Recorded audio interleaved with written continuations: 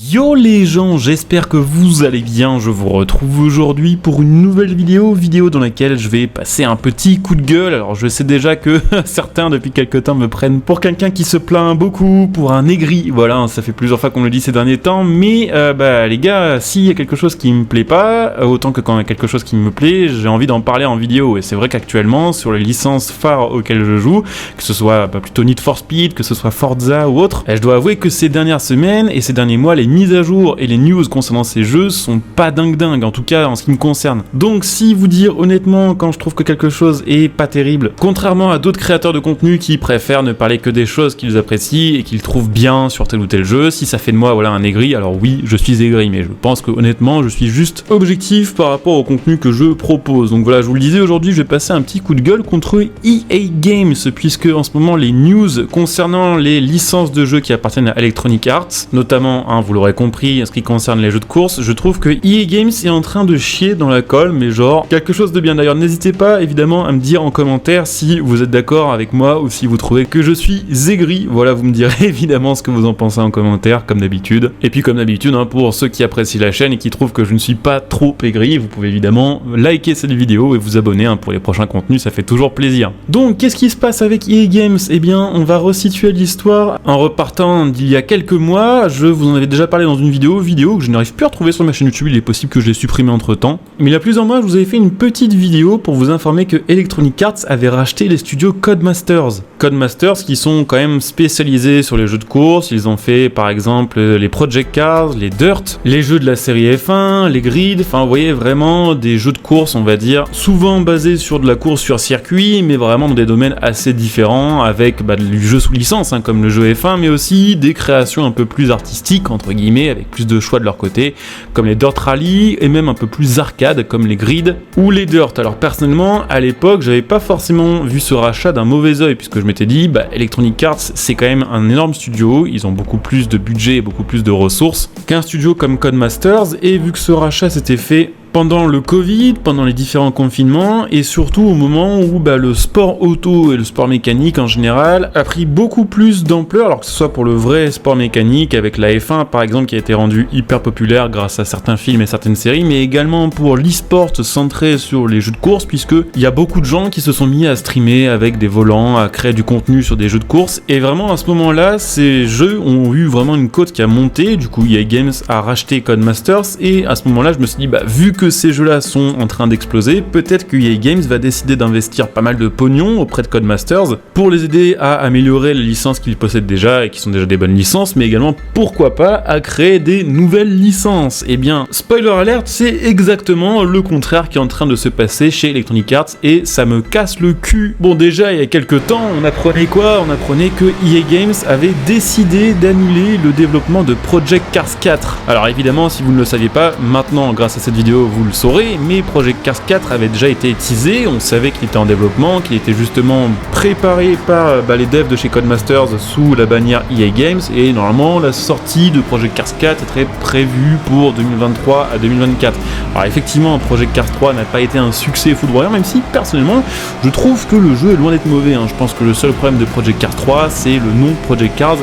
C'est vrai qu'il y a pas mal de joueurs qui s'attendaient à trouver quelque chose de beaucoup plus simu. Mais justement, les développeurs de Project Cars 4 avaient annoncé que le prochain allait revenir dans la vague de Project Cars 1 et Project Cars 2 et proposer un jeu vraiment plus réaliste, plus simulation, ce qui avait plu à, je pense, la fanbase originale de Project Cars. Les mois passent, plus trop de news, mais bon, ça, à la limite, c'est pas spécialement choquant, puisque Electronic Arts a plutôt tendance à parler de ces jeux vraiment au moment où ils vont sortir. Donc c'était pas spécialement inquiétant, mais on apprend, quelques mois après, que au final, le Project Cars 4 ne sortira pas parce qu'EA Games a décidé de l'annuler. Alors évidemment, vous demandez pourquoi cette annulation, tout simplement parce que Project Cars a été jugé comme un projet qui n'était pas assez viable sur le long terme. Il faut savoir que EA Games, depuis un petit moment, ils ont changé un peu de politique pour les développements de leurs jeux vidéo, et que clairement, ils l'avaient déjà annoncé il y a quelques temps, ils ont prévu de lancer plein de projets et de uniquement développer ceux qui généraient la plus grosse hype et ceux qui étaient les plus rentables sur le long terme. En fait, EA Games ne cherche pas à avoir des jeux simplement rentables, ils cherchent cherche à avoir des jeux très rentables, qui dépassent on va dire un certain pourcentage de rentabilité, de profit, et un titre comme Project Cars qui effectivement peut être rentable mais qui n'est peut-être pas forcément assez rentable en comparaison d'autres licences de EA Games, et bien tout simplement été annulé. Alors évidemment ça n'a pas été dit comme ça, mais la phrase traduite en gros c'est que EA a pour objectif de prioriser leurs attentions dans les domaines où ils pensent avoir la plus forte opportunité de créer des expériences que les fans vont adorer. Donc en gros, chez Electronic Arts, on oublie complètement les jeux petit public et comme ils l'ont dit d'ailleurs, ils vont se concentrer sur leurs open world, à savoir que niveau jeu de course, comme open world chez EA Games, il n'y a que Need for Speed et que clairement le Need for Speed Unbound pour l'instant est loin de faire l'unanimité. Alors évidemment le jeu n'est pas sorti, mais la direction artistique du jeu fait que certains ont juste pas du tout envie d'y jouer et qu'il est tout à fait possible que Unbound se ramasse la gueule complètement. Évidemment ça l'avenir nous le dira, mais le souci c'est que les mauvaises nouvelles ne s'arrêtent pas là, puisque quelques jours après, et ça je l'ai appris grâce à Viper, merci à toi pour la petite news. D'ailleurs n'hésitez pas à faire comme Viper et à venir rejoindre la chaîne sur Twitter si vous avez des news à m'envoyer, des messages privés, ou pour être simplement au courant de mes news, vous trouverez le Twitter en description et en top commentaire. Et bien EA Games a non seulement décidé d'annuler Project Cars, mais aussi Dirt Rally 3, et ça fait extrêmement mal au fion, puisque le Dirt Rally 3 lui aussi avait été teasé, et qu'il était je pense beaucoup plus attendu que Project Cars 4, vu que le public pour un Dirt Rally est un peu plus large, et que surtout le Dirt Rally 2 avait été un succès. C'est un jeu qui est sorti je crois au début de l'année 2019, et c'est un jeu sur lequel il y a toujours du monde, il y a toujours des joueurs, il y a toujours des créateurs de contenu, et c'est un jeu qui globalement fait l'unanimité, il a de très bonnes notes, c'est vrai que graphiquement il était top pour l'époque, les sons sont chouettes, la physique est cool, enfin vraiment c'était un jeu très très chouette. Et là pour les mêmes raisons qu'ils annoncent qu'ils arrêtent Project Cars, ils arrêtent aussi la licence Dirt. Alors ça vaut pour Dirt mais également Dirt Rally, parce que EA considère que Dirt n'a plus d'avenir sur le marché. Alors ce qui est assez incroyable par contre, c'est qu'ils ont racheté la licence WRC, licence qui auparavant était développée par les Français de chez KT Racing, le dernier WRC Generations, et honnêtement le meilleur WRC en date, vous pouvez d'ailleurs le trouver, ça vous tente, via mon lien Instant Gaming à un prix très avantageux. N'hésitez pas d'ailleurs pour les prochains jeux que vous aurez achetés, les prochains DLC, les prochaines cartes d'abonnement que vous aurez à prendre, allez prendre via mon lien Instant Gaming, ça vous permet de me soutenir gratos en profitant de petits prix réduits. La licence WRC est donc rachetée par EA Games, et le prochain WRC qui est censé sortir l'année prochaine sera développé par Codemasters. Donc ce qui n'a pas de sens, c'est d'un côté annuler tout simplement Dirt Rally pour de l'autre côté développer WRC, alors que clairement en termes de vente, en termes de joueurs actifs, Dirt Rally 2 qui est sorti en 2009 fait actuellement mieux que WRC Generations qui est sorti il y a quelques semaines. Dirt Rally 2 en simultané actuellement sur Steam, au moment où je fais cette vidéo il y a 1400 joueurs simultanés. WRC Generations on a un petit peu moins de 800. Alors je ne comprends pas pourquoi d'un côté arrêter Dirt Rally qui a un public plus large, puisque des gens qui n'aiment pas forcément on va dire le rallye officiel peuvent apprécier Dirt Rally parce qu'il y a un peu plus de liberté au niveau de la carrière, et globalement la liste des véhicules est plus conséquente sur un Dirt Rally par exemple que sur un WRC, alors que du côté du jeu WRC, vu que c'est le jeu de la licence officielle WRC, c'est plus on va dire les curistes qui vont s'y intéresser, qui vont aussi passer du temps dans la carrière avec la gestion d'écurie, et ça en fait du coup un jeu un peu plus petit public, ce qui ne veut pas dire évidemment que WRC c'est moins bon que Dirt Rally. Ils évoquent là aussi les mêmes raisons, encore une fois, Dirt Rally n'est pas viable pour eux sur long terme, et ils préfèrent encore une fois se concentrer sur les open world, et ce qui est assez casse-couille en fait, c'est que c'est pas la première fois qu'EA nous sort un truc comme ça. Il me semble que c'était en 2020 ou en 2021, je ne sais plus, quelqu'un de la direction de chez EA Games avait dit que en gros c'était pas grave si cette année-là il n'y avait pas de Need for Speed, puisque les fans de jeux de course pouvaient se rabattre sur le jeu officiel F1 de l'année. Le souci c'est que clairement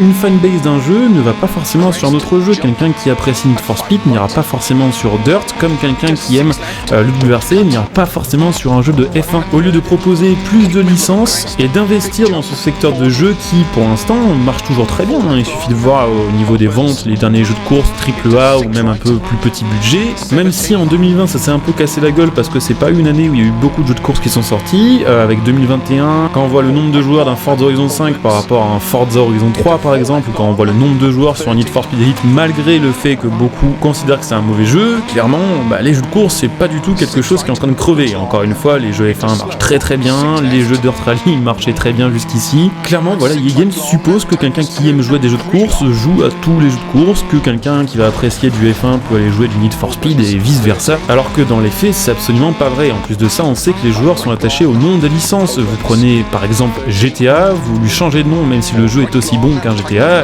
les gens n'iront pas forcément autant vers ce jeu là que s'il s'était appelé GTA. Ça fait exactement la même chose que si tout à coup un WRC sortait en nous proposant le contenu d'un Dirt Rally. Je pense que les gens se diraient que ça a changé changé, c'est exactement ce qui s'est passé aussi pour Project Cars 3, hein. Project Cars 3 qui est plutôt globalement un bon jeu, bah, il aurait dû s'appeler Need for Speed Shift 3 en fait. Donc voilà, ça commence un peu à me saouler parce que bah, effectivement j'ai toujours joué à des jeux de course depuis peut-être 1998, que ce soit de Need for Speed, du Forza, du Gran Turismo, ou des licences un peu plus petites et un peu moins connues, hein, comme Just, TDU aussi, qui est peut-être un petit peu moins connu que Forza maintenant, ou même Street Racing Syndicate, ou des jeux qui ont été un peu des one-shots. J'ai toujours joué à des jeux de course, ça fait 20 ans que je joue à des jeux de course, et voir EA qui est en train de saloper le truc, ça fait vraiment mal au cœur, je trouve. Donc à l'avenir, peut-être que bah les gars, il va falloir plus compter sur des jeux de plus petits studios, peut-être qu'il va falloir plus compter effectivement sur bah voilà le nouveau TDU qui effectivement vient d'un studio qui est un peu plus petit. Peut-être qu'il faudra compter plutôt sur les prochains Kanjo-Zoku, sur le prochain Apex Point, Night Runners, Toge Attack pour se régaler, voilà, plutôt que sur les grosses licences traditionnelles. Et c'est quand même dommage parce que bah c'est vrai que les AAA ont quand même en général